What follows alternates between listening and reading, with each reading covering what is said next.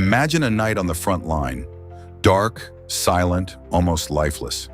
No gunfire, no artillery blasts, no convoys moving through the darkness. Everything feels calm, a little too calm. But high above, far beyond human sight, a small drone drifts slowly through the sky. It makes no sound. It leaves no trace. And yet, it signals that something much bigger is already in motion. This isn't just a surveillance tool. It's part of a much larger system, one designed to find, track, and destroy. The target has already been chosen, a military logistics complex in Selidove. And on this night, without most people ever realizing it, a precision strike operation is quietly unfolding. No massive troop deployment, no armored columns, just data, coordinates, and the decision to strike. To understand why this location matters, you have to zoom out and look at the bigger picture. Selidove sits in the Donetsk region, one of the most contested areas in this conflict. But its real value isn't just geographic, it's logistical. Behind every frontline unit, there's a constant flow of supplies keeping everything operational. Selidove sits along a key route connecting rear positions to active combat zones. Every day, supply vehicles move through this area, carrying ammunition, fuel, and essential resources. Without this flow, frontline units lose their ability to function. And these logistics complexes aren't just a single warehouse. They're often spread across multiple locations, hidden within industrial zones or disguised among civilian structures. They're protected but not invisible, especially not to something watching patiently from above. In modern warfare, there's a hard truth that often gets overlooked. Battles aren't just won by firepower, they're won by sustainability. A tank without fuel is just dead weight. Artillery without ammunition is useless.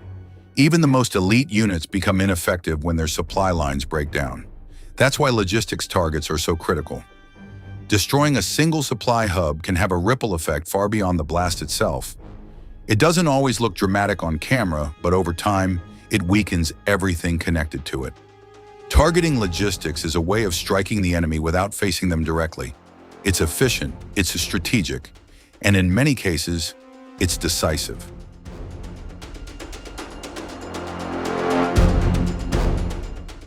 Everything begins with observation.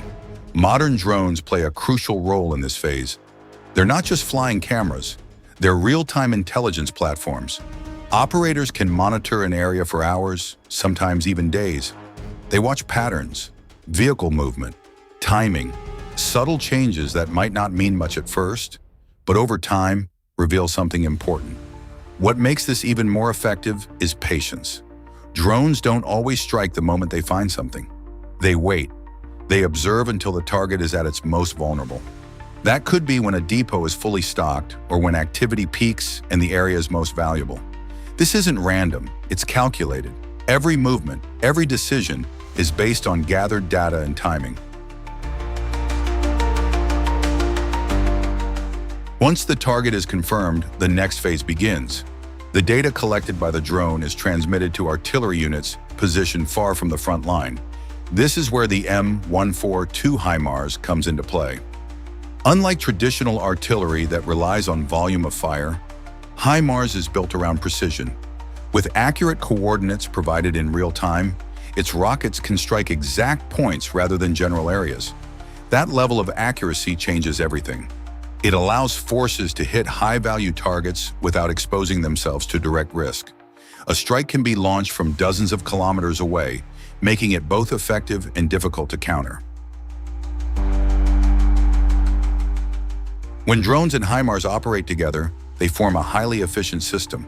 The drone acts as the eyes, constantly watching and feeding information. HIMARS becomes a striking force, delivering the impact. The coordination between the two is critical. Information must be transmitted instantly. Timing must be precise. Every element needs to work in sync. If there's even a slight delay, the target might move. The opportunity could be lost. But when everything aligns perfectly, the result is a strike that leaves little room for reaction, no warning, no time to relocate, no easy way to escape. This is what modern network-based warfare looks like. Once the rockets are launched, everything changes in seconds. They travel at high speed toward their designated coordinates. There's no audible warning at the target until it's too late. Then comes the first explosion. If the target is an ammunition depot, the initial blast is just the beginning. Stored munitions start to detonate, triggering a chain reaction. Secondary explosions follow. Then more. Fire spreads rapidly. Nearby vehicles ignite. Structures collapse under the pressure. In a matter of moments, what was once a functioning logistics hub becomes a zone of destruction. And above it all, the drone records everything, capturing the transformation in real time.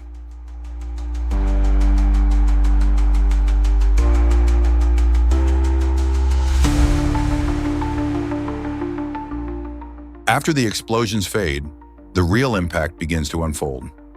Frontline units that depended on that supply point start to feel the strain.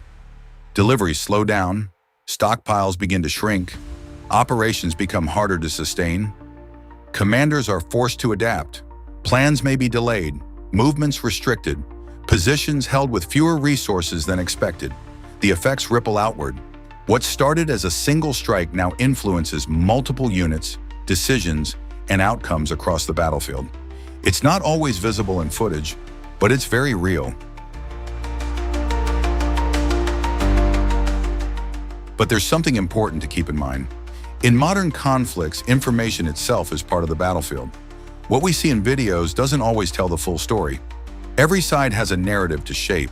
A strike might be presented as a massive success, or its impact might be downplayed entirely. Without independent verification, the full picture is often unclear. What is clear, however, is that warfare has changed. It's no longer just about who has the bigger weapons. It's about who has faster information and who knows how to use it more effectively. So now the question is up to you. Do strikes like this actually change the course of a war? Or are they just one piece of a much larger puzzle? Let me know what you think in the comments. And don't forget to subscribe for deeper breakdowns of modern warfare, explained from a different perspective.